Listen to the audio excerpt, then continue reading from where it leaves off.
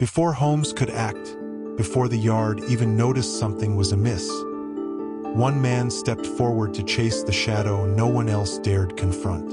In a manner shrouded by fog and scandal, a young woman vanishes from behind a locked door, and only a forgotten intelligence officer turned private investigator can follow the trail of secrets into the heart of a criminal empire. This is the case of the Whispering Widow, a full-length mystery inspired by the timeless world of Sherlock Holmes. If you enjoy gripping detective tales, Victorian secrets, and clever twists, be sure to like, comment, and subscribe to join us for more mysteries ahead. Now, let the investigation begin. It was in the damp and restless hours preceding dawn, in that peculiar stillness which settles over London only after the final cab has vanished down some ghostly thoroughfare, that I was roused by an urgent knocking upon my door. I had been dreaming, though of what, I cannot now recall, and sat bolt upright, unsure for a moment whether the sound had sprung from the world outside or from the one within my head. The knock came again, firmer this time, accompanied by the frantic ringing of the bell. I threw back the coverlet and crossed to the landing in my dressing gown, lighting a taper as I went. As I descended the stairs, the flickering flame cast long shadows upon the wainscoted walls, dancing like restless phantoms eager to eavesdrop. "Who calls at such an hour?" I demanded as I unlatched the bolt. The wind met me first, damp and sharp with the sour tang of city fog, and then, standing as though she had materialized from it, a woman, cloaked in mourning black and heavily veiled, her hands clutching one another with visible distress. "Mr. Algernon Swift?"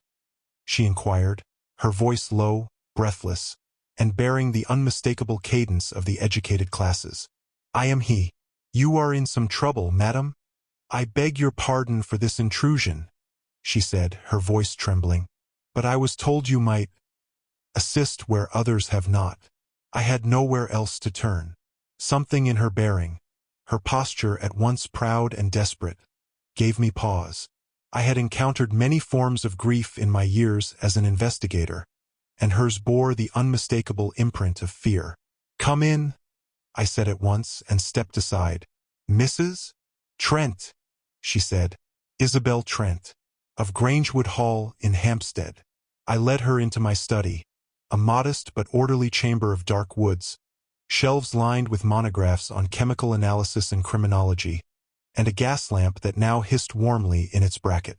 "You must forgive my state, Mr. Swift," she said, drawing back her veil with a hand gloved in gray kid. Her face, though paler than health would recommend, was handsome in a severe Grecian fashion. Eyes the color of tarnished silver and a mouth that had forgotten how to smile. "There is no need, madam. You mentioned you were turned away by others." She hesitated. I approached Mr. Sherlock Holmes yesterday morning. I was told he was engaged on a matter of utmost urgency in Surrey. His associate, Dr. Watson, was kind but firm. I confess I stiffened at the name. Holmes's shadow had lengthened across many a path in my profession, and though I had never crossed swords with him directly, his reputation had a habit of preceding any man who dared enter the field of private inquiry. "I see. And what matter brings you here?" I asked. She drew a deep breath. "My sister-in-law, Miss Clarissa Trent, has vanished from her chamber." The door was locked from within. The windows bolted. The fire had gone out, but her slippers remained by the hearth. She was there one moment, and then gone, as if plucked from the earth by invisible hands. A silence followed this declaration, broken only by the ticking of the small brass clock upon my desk. "You are quite certain the door was locked?" I asked.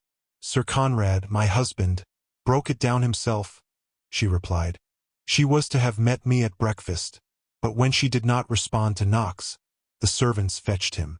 He found nothing but her shawl on the chair and a faint scent of something foreign, bitter, a scent like smoke or incense, something unclean." I leaned forward, steepling my fingers. "You say Holmes was unavailable," I said slowly. "Yet I am not without my suspicions that you sought me deliberately." For a moment, she did not answer. Then she raised her chin. "I was told you were the only other man in London who might believe me." The only man who, like Mr. Holmes, sees the world as it is, not as society prefers it to be. I regarded her for a long moment.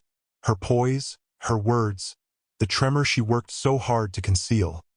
It all bespoke a woman at the edge of something dreadful. And yet, I confess, a fire was lit within me. Not just for the mystery she presented, but for the unspoken implication in her tone, that she had come not because I was second to Holmes, but because she needed someone other than Holmes. "Very well, Mrs. Trent," I said, rising to stoke the fire. "I shall take your case, and if your sister-in-law is anywhere this side of the grave, I vow I shall find her." She exhaled with such relief that her entire form seemed to shudder. "Thank you," she whispered. "You may be our last hope." It was scarcely 9 o'clock when I found myself standing before the iron-wrought gates of Grangewood Hall, a grim and crumbling manor that crouched at the edge of Hampstead like a relic too proud to collapse entirely. A crooked path, lined with yew and choked ivy, led to its weary facade, where stone lions had lost their teeth and time had hollowed out the lintels. The morning fog still clung to the grass, and the birds, if there were any about, had long since given up their song. At the door, I was met by a servant, a footman with the complexion of boiled parchment and a gait that suggested either illness or fear. "Mr. Swift," he said with a bow. "Madame Trent asked that you be shown to the east parlor." "Is Sir Conrad at home?" I inquired as we moved through the drafty corridor. The footman hesitated, then replied, "His lordship is indisposed," which, in my experience, meant either a bottle or a temper. I was left in a chamber whose furnishings still bore the elaborate carvings of Regency fashion. Stiff-backed chairs, old hunting portraits, and a fireplace that had not seen flame for years. The paper on the walls was peeling in damp corners, and the only movement came from the heavy curtains, which swayed with an unseen current, like breathing lungs. Presently, Mrs. Isabel Trent entered. She had exchanged her mourning cloak for a gown of deep plum, but the effect was no less funereal. "I trust your journey was uneventful," she said, motioning me to sit. "Grangewood is not often host to callers." I took the chair, noting the cracked leather and worn arms. There was little in this place untouched by the erosion of wealth or worry. "Perhaps you would permit me to see the chamber from which Miss Clarissa disappeared," I said. She nodded. "Of course. But I must warn you, Sir Conrad will not welcome the intrusion. He is of the opinion that Clarissa has simply gone away." "Gone away, madam? Locked in from within." "He believes it a form of feminine hysteria," she said bitterly. "A tantrum. He never approved of her presence here. Said she stirred trouble. Does Sir Conrad know you came to me?" Her glance flickered to the door. "He knows a man is here. That is all." She led me up the east wing stair, a narrow, curving ascent with steps that creaked in protest, and down a corridor heavy with velvet drapery. The hallway reeked faintly of mildew and the slow rot of ancestral pride. The chamber in question bore no mark of violence.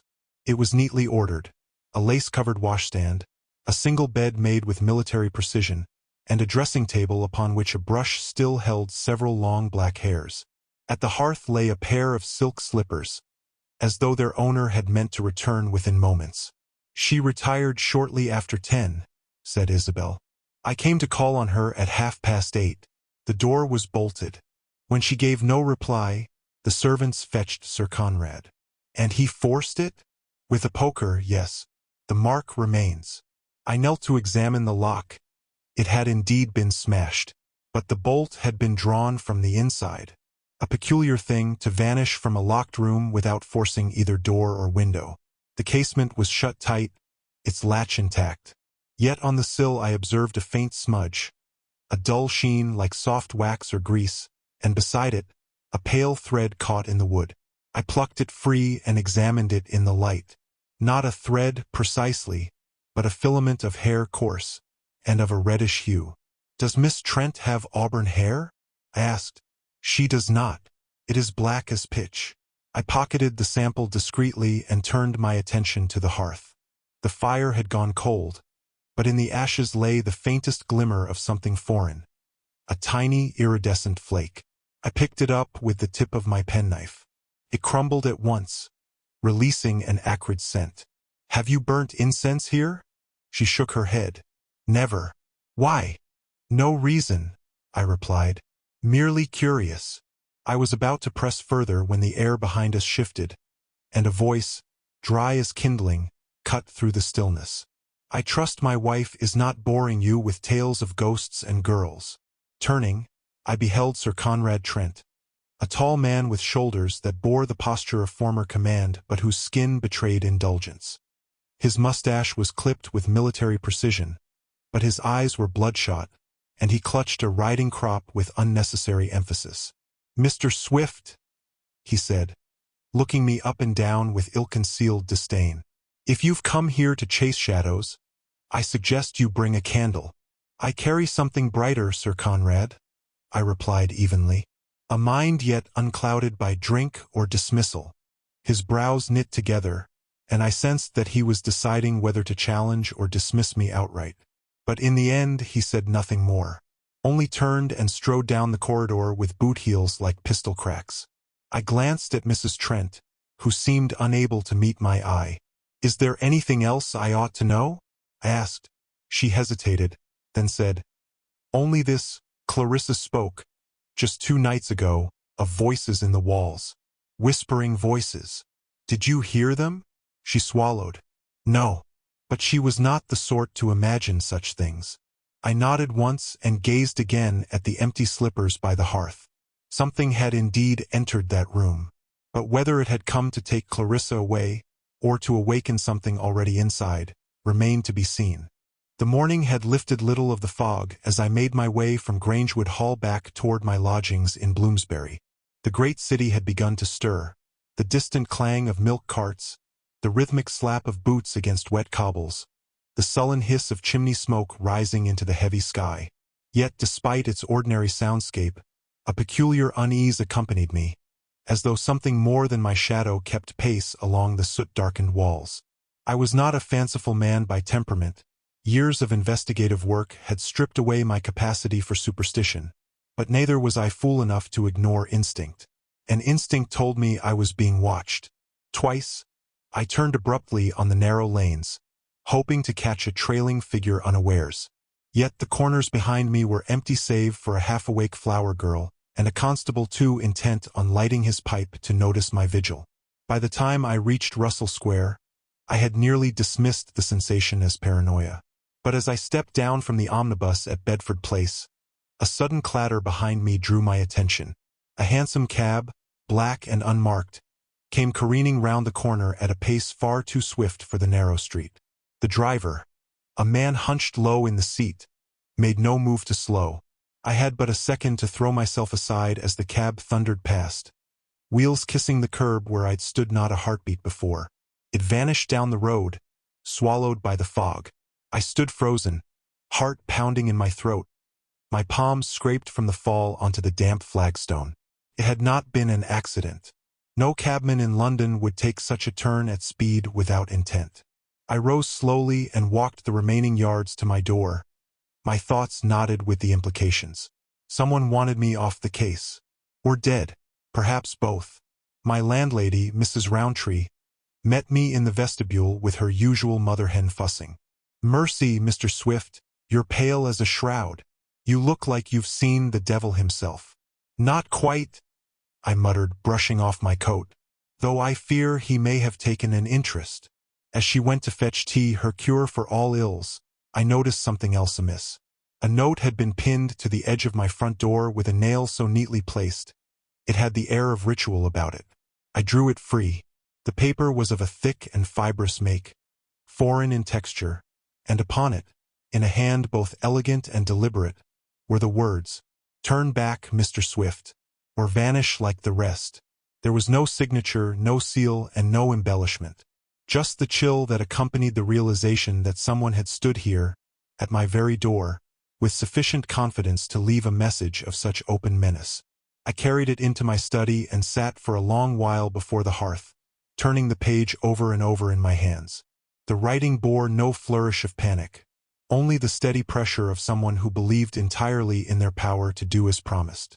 A lesser man might have stepped away then. I, too, am no stranger to the limits of my own resolve. The mind, I have found, is not unlike a lock.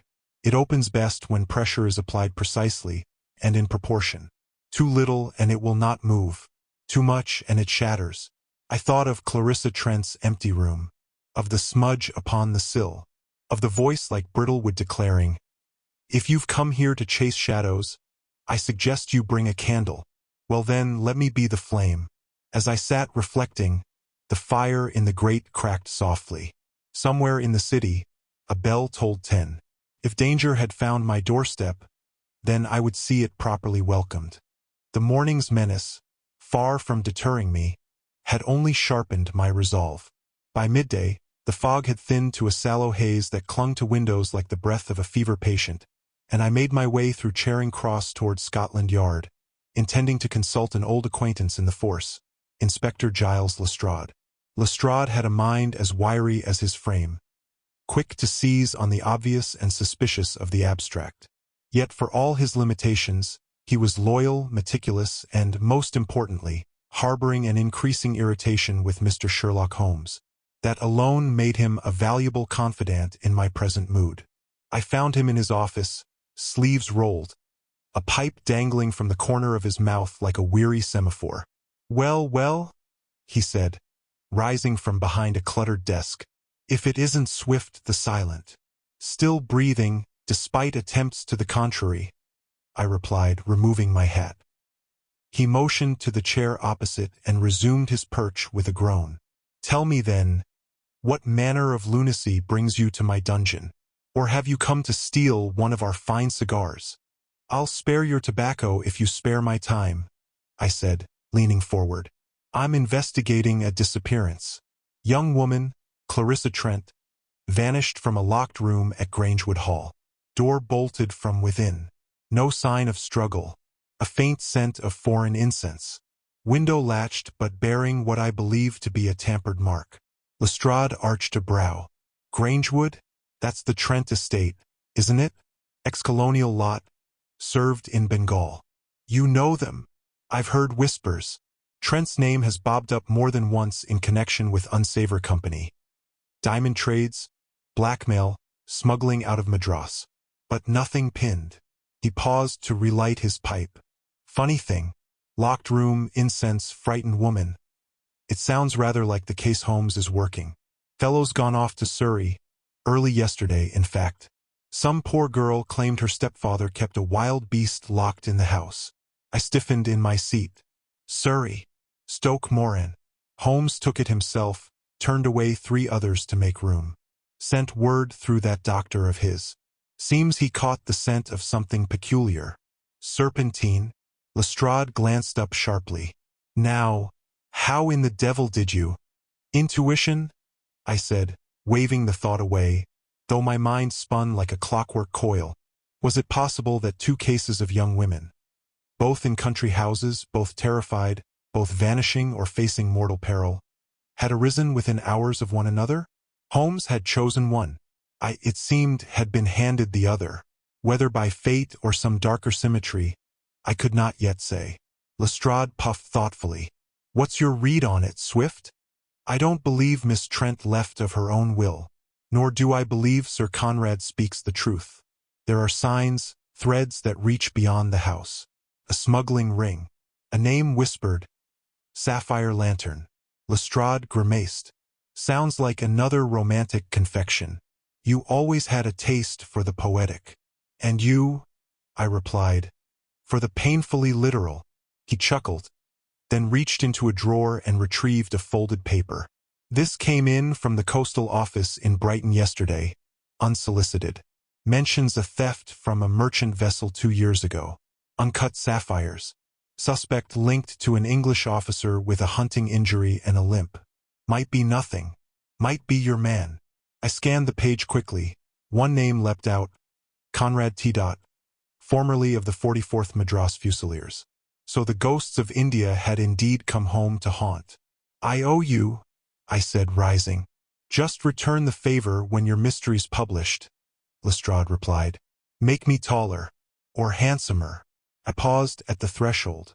Holmes, did he know of my case? Lestrade's brow furrowed. Not to my knowledge. Though knowing him, he probably deduced the entire affair from a footprint and a cravat. I smiled, but the truth sat uneasily in my stomach.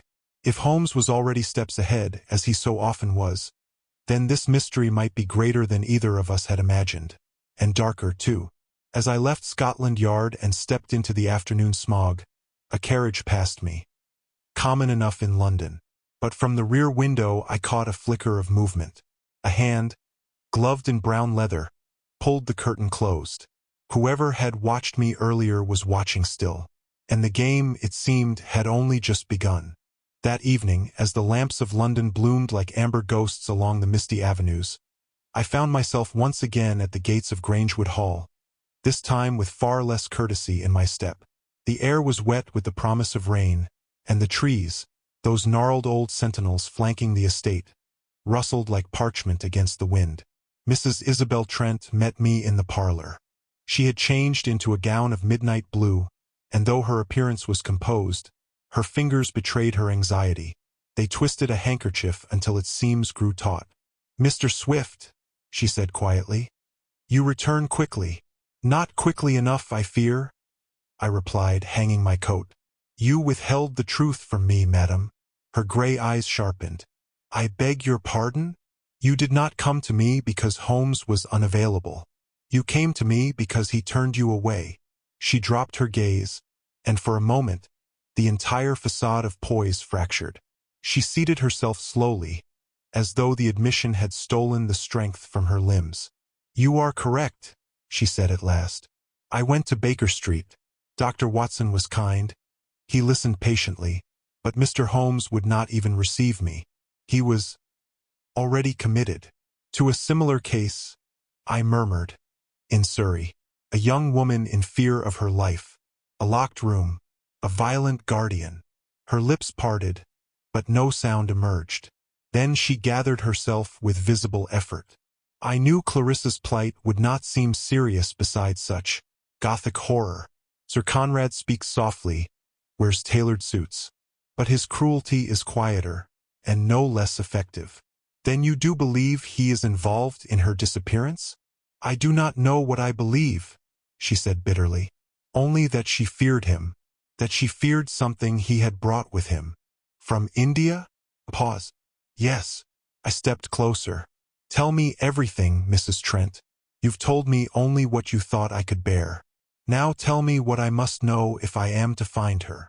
She met my gaze for a long, silent moment, and then, in a low voice that bordered on confession, she began.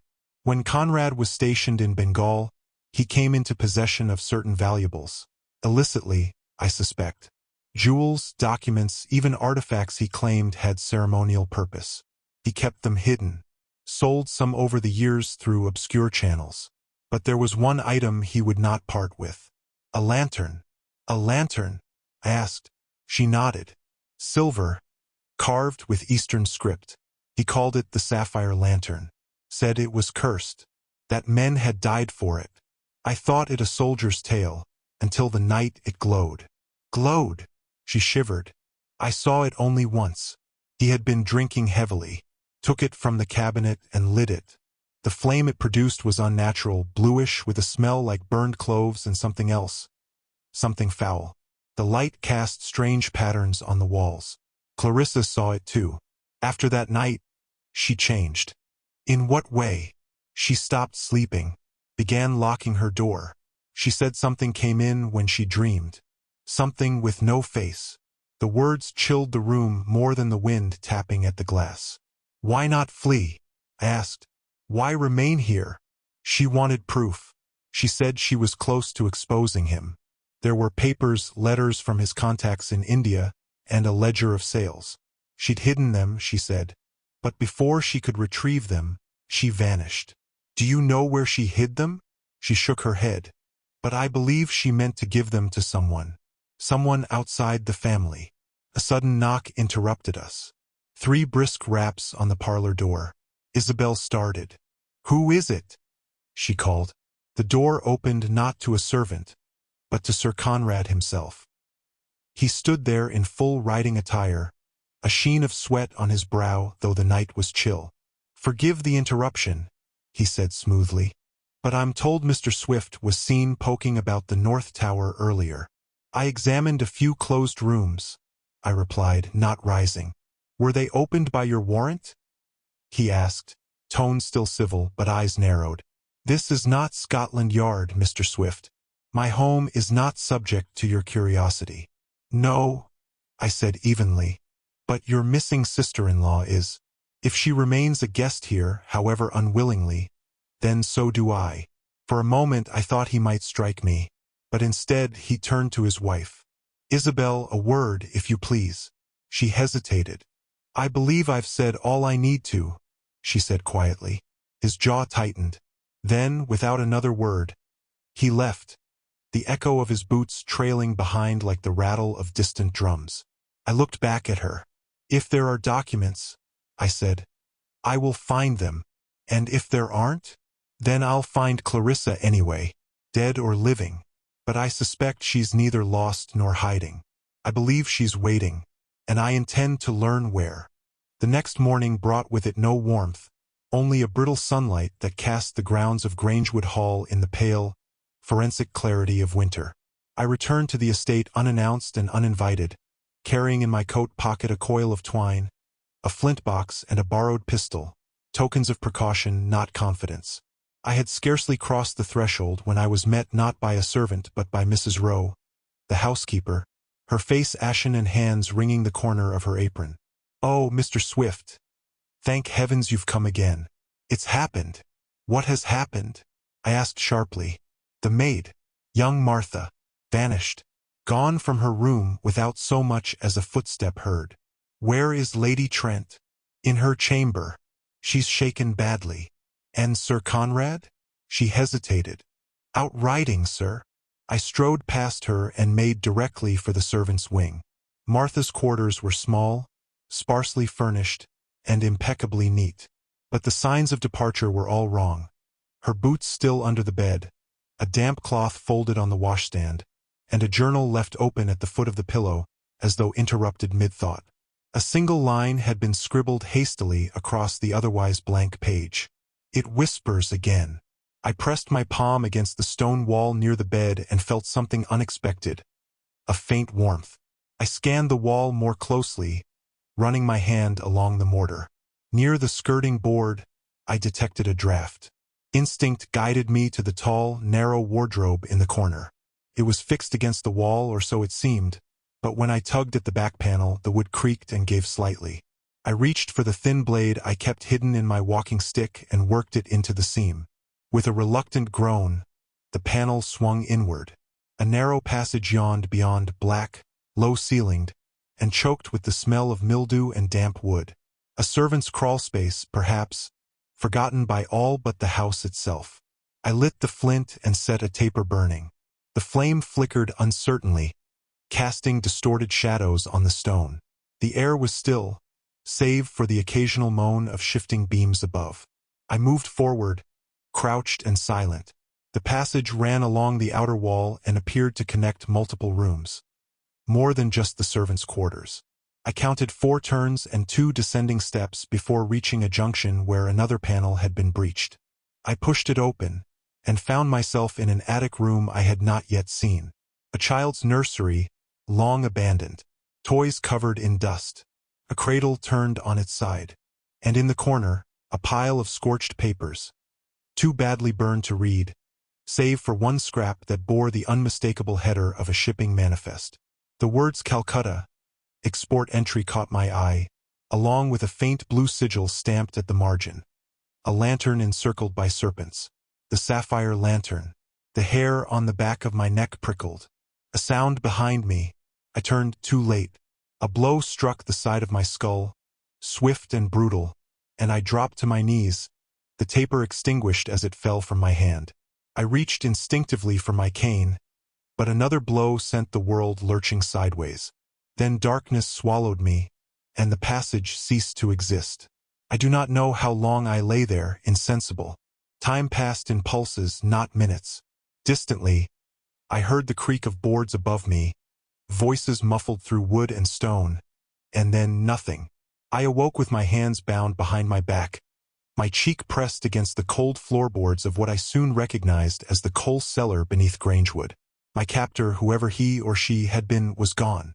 But even in the gloom, I saw a single, unmistakable message scratched into the soot-black wall. This is your final warning. It is one thing to entertain danger as a distant possibility. It sharpens the senses, lends a theatrical edge to one's deductions.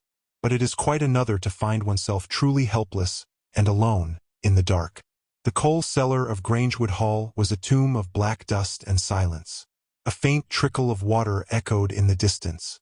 My wrists had been bound with thick cord, cut no doubt from a stable line, and my coat, along with my walking stick and pocket revolver, had been removed. Only the dull ache in my temple bore witness to the violence of my recent encounter. For a moment, a long one, I allowed despair to settle beside me. It whispered things no villain could, that I was a failure, an imitator, a lesser mind fumbling at a mystery far more dangerous than he realized. And, worst of all, that Holmes would have solved it already. I thought of the letter pinned to my door, "Turn back or vanish like the rest," and of the young maid, Martha, now vanished like Clarissa. Was she already dead, buried beneath this very house? The air tasted like rust and regret. Somewhere above, the faint creak of a door. I stilled my breath. Then faint footsteps, lighter than a man's. Careful. Nearing. A figure emerged, holding a lantern. The flame was cloaked, and only a narrow cone of light pierced the gloom. I braced myself, prepared to feign unconsciousness or resist, however uselessly. But then the voice came. Soft, urgent, familiar. "Mr. Swift." I blinked against the light. The lantern tilted upward. And there, standing above me, eyes wide beneath a dark traveling cloak, was Clarissa Trent. I could not speak for several seconds. "You're alive," I whispered hoarsely. "Hush," she said, quickly. "I haven't long." She knelt beside me and, with a flick of a slender knife, severed the cords around my wrists. The blood rushed back into my hands with a savage tingle. I flexed my fingers, half expecting the vision to fade. "You disappeared. Locked door. No footprints. The entire household believes you spirited away, or dead." "I had to disappear," she said, her voice trembling. Conrad grew suspicious. I saw the ledgers, he knew. I feared he would silence me. "You faked your disappearance?" "Yes. I used the servants' passage. Martha helped me. We switched rooms the night before. The door was locked from the inside, but I was never in it. And now Martha has vanished." Clarissa paled. "What?" "She vanished this morning." She drew back slightly, gripping the lantern more tightly. "Then she's in danger. I told her to leave yesterday. I gave her money for the train. Someone struck me, hid those shipping documents in the nursery, and left me here. I had the ledger," she said, "but it was stolen from me before I could escape. I've been hiding in the gatekeeper's loft watching, waiting. Then we are both behind," I muttered, standing slowly. "But not broken." A sudden noise above, the scrape of a boot. Clarissa stiffened. "You must go. Quickly," she said. "There's a hatch beneath the coal bins. It leads to the servants' stables." "What about you?" "I have a key to the old wine passage. I'll be gone before he notices." "Gone?" "To London. I know someone who can help bring this to light. I just needed proof. And a witness." "You'll have one," I said grimly. "And if you vanish again, I shall be 2 steps behind you." Her lips curled faintly, not in amusement, but approval. "Then be careful. They won't hesitate next time." She turned, the lantern swaying as she slipped behind a stack of coal bins. A moment later, I heard a soft grate lift and fall. Alone once more, but no longer lost, I moved to the hatch and slipped into the narrow escape. Whatever this game was, it had changed. Clarissa was not merely a victim. She was a player. And whatever the Sapphire Lantern truly signified, it had begun to cast light into very dark corners. It was 2 days before I saw Clarissa Trent again. By then, London had fallen under a curtain of rain, and the streets reflected the glow of gas lamps like molten brass. I had taken refuge in a modest tea-house in Limehouse, where the city's arteries run thick with foreign ships and fouler secrets. It was here Clarissa had arranged to meet me, and where I hoped, at last, the scattered fragments of the puzzle would assemble into form. She arrived shortly past the hour of 10, cloaked and hooded, with a satchel pressed tight to her side. She looked paler than before, though determined, and took the seat opposite me with the poise of one used to danger. "I went to the man I told you of," she said softly, removing her gloves. "His name is Fallon. He once worked with my brother in Calcutta before the scandal. He now assists certain authorities quietly, particularly when high-ranking names are involved. Do you trust him?" "I trust no one fully, Mr. Swift, but I trust what he gave me." She opened the satchel and produced a slim leather-bound book, weathered, water-stained, and fastened with a small brass clasp. She laid it on the table between us. "The ledger," she nodded. "I retrieved it yesterday from a safe in the old chapel behind Grangewood. I'd hidden it there weeks ago. Conrad never goes near the place. Superstition, I think." I opened the ledger. The contents were in a tight, angular hand, the figures meticulous. Each entry bore a code, SL1, SL2, and so on. Beside them, notations in Hindustani, amounts in pounds sterling, and names, some crossed out, others still visible. The entries all correspond to shipments made between 1888 and 1892, Clarissa explained.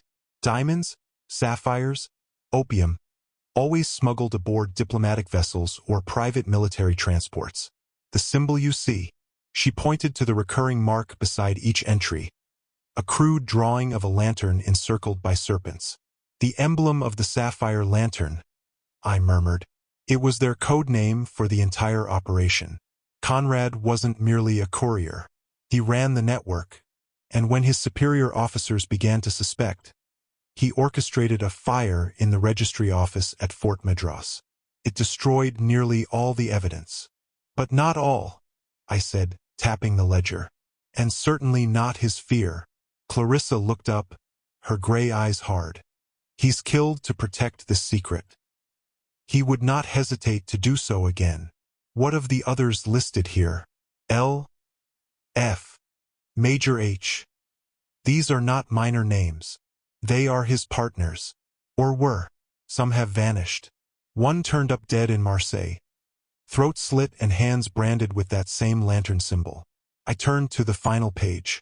The most recent entry was dated only a week past. "Another shipment," I said, reading the scrawl. "From Brighton docks. 6 cases. Labeled as Indian textiles. Destination, Antwerp." "Diamonds," Clarissa said. Fallon confirmed it. "Uncut. Worth perhaps £100,000. And who's the recipient?" The initials match one of Conrad's old military contacts, now attached to a diplomatic envoy in Belgium. I closed the book slowly. "This, Clarissa, is more than smuggling. This is treason." "I know," she said, "and if I bring it forward, I may never be safe again." I regarded her carefully. The woman before me was no longer the frightened sister-in-law hiding behind chamber doors. She was composed, clear-eyed, and resolved. She had chosen her war. "There may be another way," I said. "Let Conrad bury himself." "How?" "Confront him with what he believes you no longer possess, and let him make a mistake. He is already being watched." Lestrade confirmed as much. "Holmes's investigation may yet cast a longer shadow over this case than even I suspected." Her expression changed subtly at the name. "You resent him, don't you?" I hesitated. "I resent being measured against a man who never stumbles. But in truth, I may owe him more than I like to admit." I tucked the ledger carefully inside my coat. "This ends soon, Clarissa. One way or another. But you must disappear again. This time for your safety, not his." "Where?" "Scotland Yard has friends with long memories. I know of one, Inspector Baines. He owes me a favor, and he's a discreet man." She nodded once. "Very well." As she stood to leave, she paused, then offered me her hand. I took it. "Thank you, Mr. Swift," she said quietly. "I'm not done yet," I replied. "But when I am, I shall see Sir Conrad Trent pay for everything he's done." She vanished into the rain as swiftly as she had come, and I, ledger in hand, prepared to return to Grangewood for one final game of truth and deception. It was just past 8 in the evening when I arrived once more at Grangewood Hall, the manor rising from the sodden hills like a brooding monument to colonial decay. The rain had slackened to a steady drizzle, yet the wind had taken on a cruel edge, rattling the windows like a restless prisoner. I was admitted not by a servant but by Sir Conrad Trent himself. He stood in the doorway, arms folded, and regarded me with a sneer that did not reach his eyes. "I had not expected your return," he said, stepping aside with exaggerated courtesy. "And yet here I am," I replied, brushing past him. "Forgive the intrusion. I find it increasingly difficult to leave loose ends untied." He shut the door with a deliberate click. "Then allow me to assist you. You are dismissed from this house, Mr. Swift. I shall not indulge further prying into family matters. And yet your family, Sir Conrad, seems to be vanishing one by one." His jaw tightened. "The girl was unstable. So was Martha, I suppose?" He paused, then said coldly, "A servant's loyalty is a fragile thing. Perhaps she fled. Perhaps she stole. Or perhaps," I said, "she knew too much." There was a silence. I took a slow step toward him and drew the ledger from beneath my coat. It was wrapped in oilcloth and tied with cord, like a bundle of harmless receipts. But his gaze changed at once. Not the feigned puzzlement of the innocent, but a flicker, just a flicker, of something raw and primal. He hid it well. "What is that?" he asked with mock casualness. "Your past, Sir Conrad. A record of your dealings from Madras to Marseille. You were clever to use an emblem instead of a name.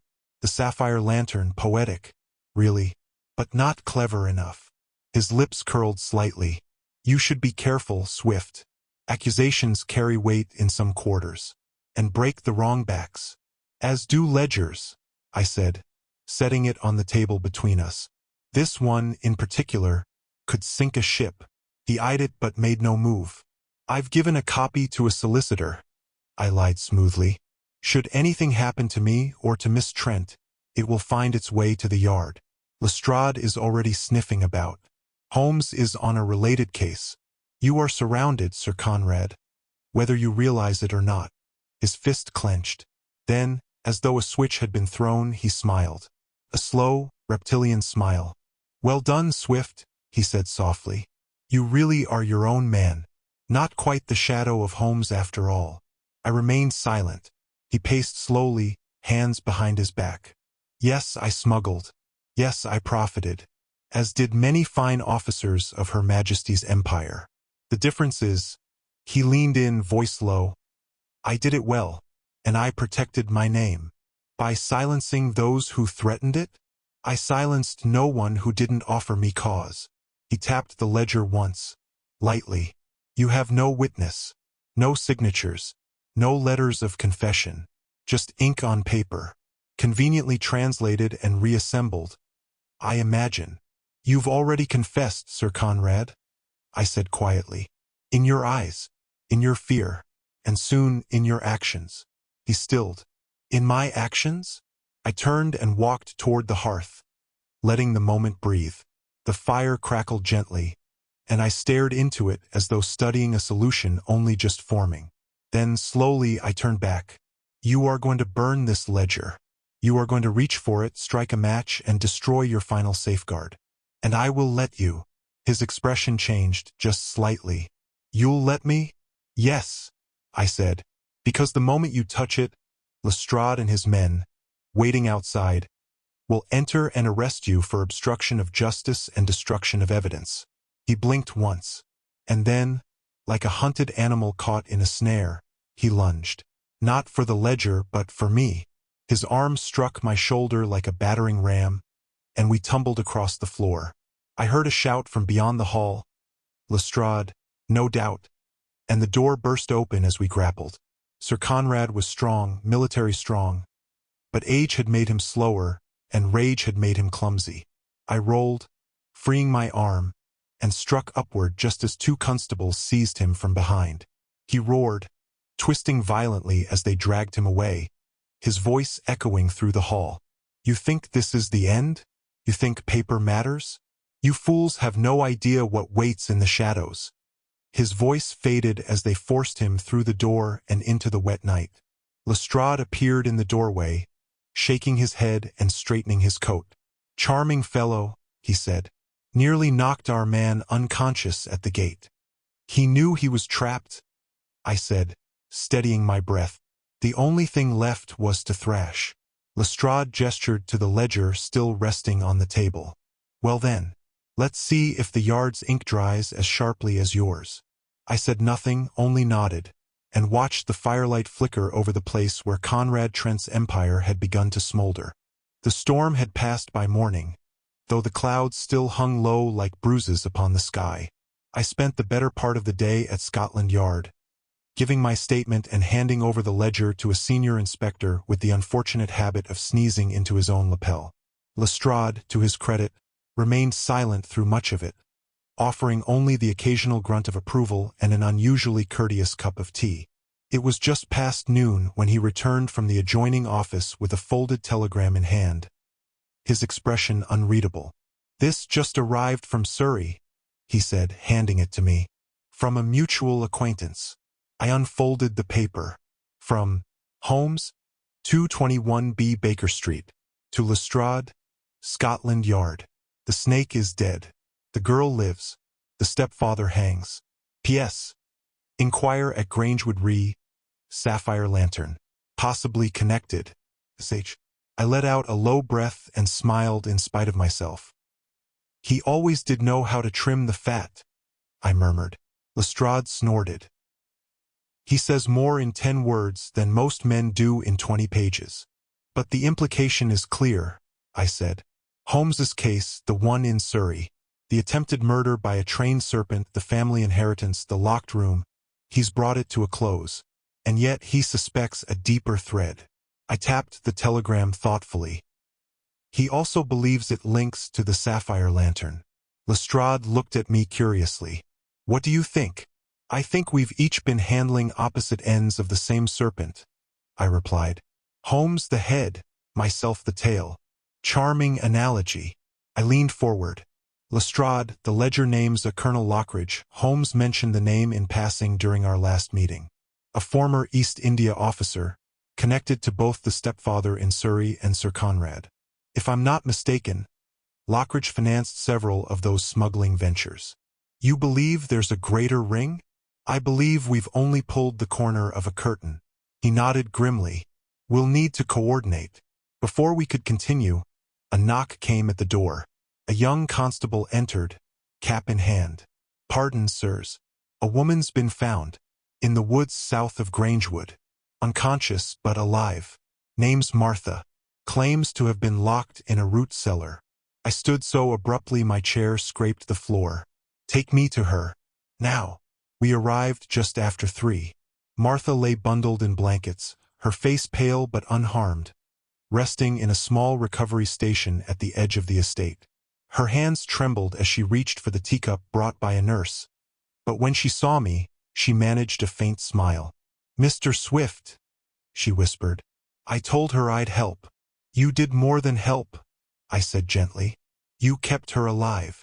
She nodded, her voice a mere thread. "Sir Conrad found me 2 nights ago. I planned to flee, but he caught me with the letter. The one Clarissa wrote to her friend in London. I never meant for him to see it." "Where did he keep you?" "In the storage cellar beneath the old gamekeeper's hut. He locked me in, but I found a pipe that led out to the woods. I cried out, until the patrol heard me this morning." "You're safe now," I said. "And more than that, you'll help put him away for good." Her eyes filled with tears. "Miss Clarissa, she's all right?" I nodded. "Gone to London, under protection. She'll be thrilled to know you're alive." As the nurse drew the blanket up to her shoulders, I stepped aside, my thoughts already turning forward. With Sir Conrad in custody, Clarissa safe, and Martha recovered. The immediate danger had passed. But Holmes's telegram lingered in my pocket like an unfinished riddle. Inquire at Grangewood, possibly connected. Connected indeed. The ledger was but a symptom. The lantern emblem, the foreign scripts, the list of names. It was clear that this network of smuggling, coercion, and silent threats stretched far beyond one household, or even one county. And if Holmes believed the trail continued, then so did I. That night, back in my modest study in Bloomsbury, I lit a lamp and poured a finger of whiskey. The fire crackled softly, its orange glow catching on the edge of my case notes. I opened my journal, dipped my pen, and wrote, "The Sapphire Lantern is not yet extinguished. But today it flickers." Algernon Swift. The rain had passed by morning, leaving the streets of Bloomsbury slick with reflection. I rose early, unable to sleep, and spent the better part of an hour pacing the floor of my study.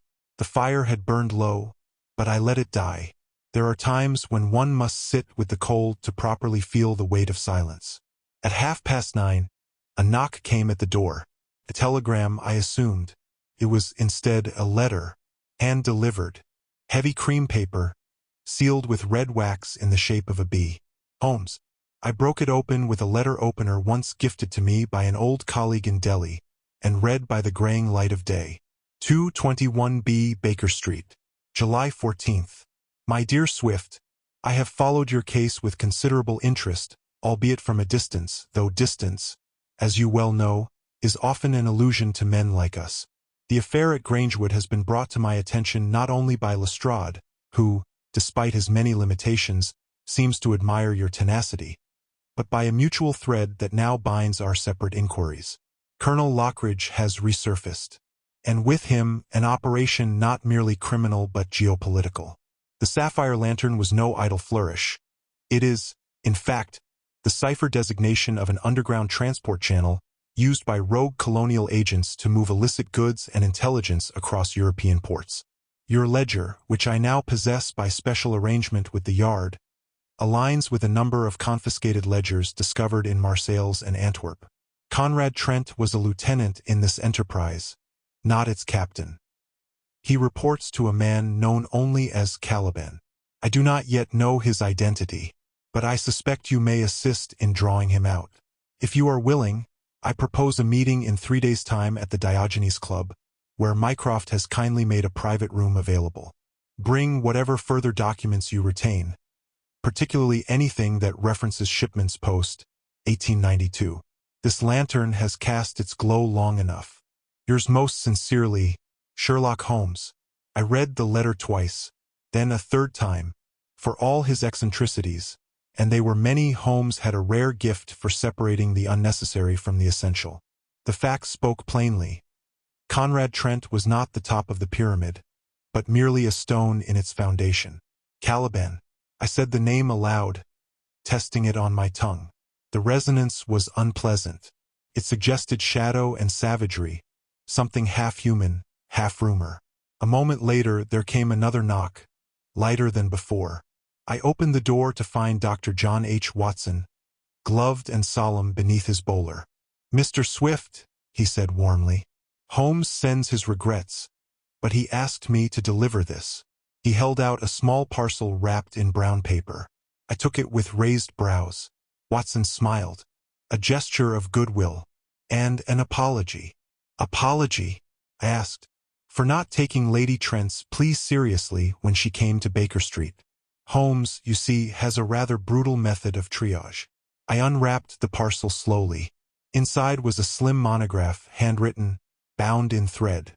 Its title read, "On the Art of the Lockless Room, Theoretical Models and Colonial Applications. S. Holmes." A draft he'd been keeping, Watson said. He thought it might interest you. Personally, I find the prose insufferable. "I'll treasure it nonetheless," I murmured. Watson chuckled. "Good. Then I shall see you at the Diogenes." I nodded. 3 days' time. He tipped his hat and turned to leave, vanishing into the morning fog like the ghost of a better world. That evening, as I penned the final lines of my case journal, I paused before closing the book. The villain was unmasked, but not vanquished. The girl was found, but not freed from the weight of what she knew. And I, no longer a shadow chasing the great man's heel, had become something else entirely. Not Holmes, not even his equal, but his counterpart, perhaps. And the next move in this dark game would be ours to play together. 3 days later, I stood before the austere facade of the Diogenes Club, where silence was not a courtesy but a constitution. I had worn a plain gray suit and brought no cane, only my satchel, which contained copies of the ledger, notes from Clarissa, and a folded map of Antwerp's diplomatic quarter. The porter, recognizing the name I gave, nodded once and led me through a hushed corridor lined with portraits of dead men who had likely known too much in their time and said too little. At the end of the hall, a door opened onto a private reading chamber. There stood Sherlock Holmes. He was taller than I remembered, though memory, I concede, is often intimidated by reputation.